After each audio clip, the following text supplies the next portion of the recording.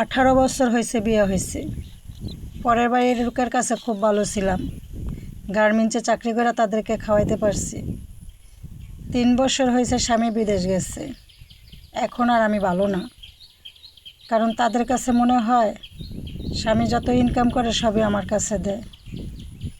অথচ আমি কি করে বলবো স্বামী যে জায়গায় গেছে তারই সুবিধা ভালো না, বেশি টাকা ইনকাম হয় না।